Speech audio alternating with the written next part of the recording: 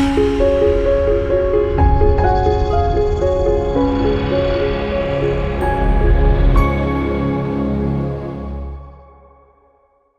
we are at the Energy Exchange in Tampa, Florida. We have about 3,000 representatives from the federal government and the private sector. Hi, my name is Rachel Shepard. I'm the Renewable Energy Program Manager at the Federal Energy Management Program. Hydrogen fuel cell electric vehicles are no longer the vehicles of tomorrow. They are available today for the federal sector. We are really excited to have the first fuel cell training at Energy Exchange, and we're excited to hear from the federal sector. This training is an outcome of a partnership between the Fuel Cell Technology Office and the Federal Energy Management Program as a part of the Department of Energy's Energy Efficiency and Renewable Energy offices.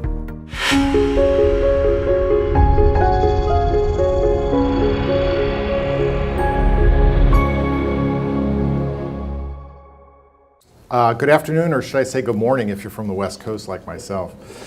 So, like Karen said, I'm the manager of the Hydrogen Safety Program at PNNL, and I'm very pleased to be here at the Energy Exchange in frigid Tampa, Florida. I'm here to tell you about hydrogen and fuel cell vehicles and hydrogen technologies, what they are, their safety management, and why you should be considering them for fleets and facilities. So before I get really into my talk, I'd like to find out how many people are familiar with fuel cell technology. Raise your hands. Okay, quite a few of you. That's really good. So for you guys, you'll all be bored. So bear with me.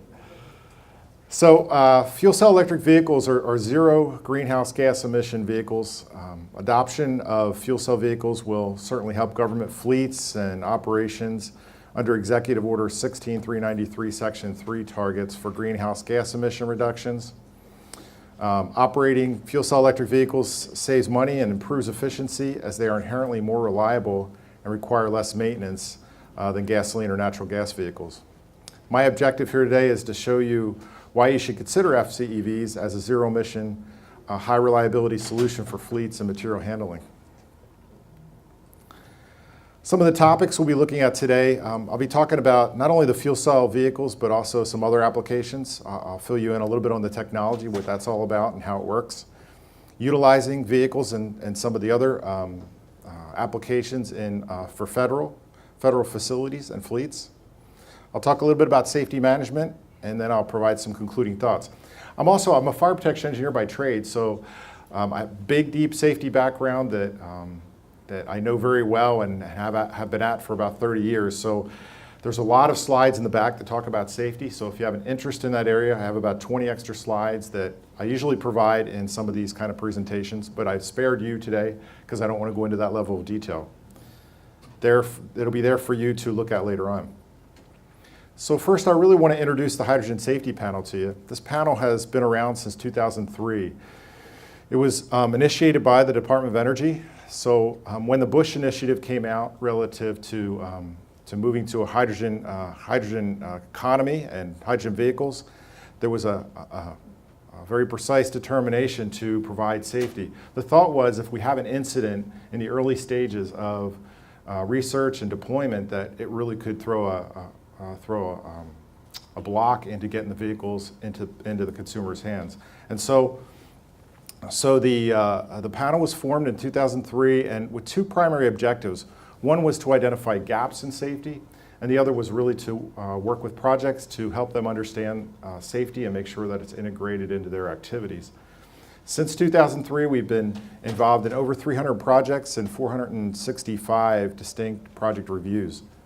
You can see some of the areas that we've been reviewing, things like auxiliary power, fueling, backup power, portable power, maritime applications, R&D, et cetera. The panel has provided white papers, industry guides, aids. We provided guidance on codes and standards, application implementation, and quite a bit of what we've done is seen in the Hydrogen Tools portal. There's the address on the screen. I'll talk a little bit more about that later on. The PNNL Hydrogen Safety Program is comprised of 3 parts, and I'm giving you this background so you can understand where we're coming from. There's the safety panel that I just mentioned. There's also the web portal that really combines a lot of information on safety and analysis into one location. And then there's emergency response resources, and I will again go into a little bit more detail on those later.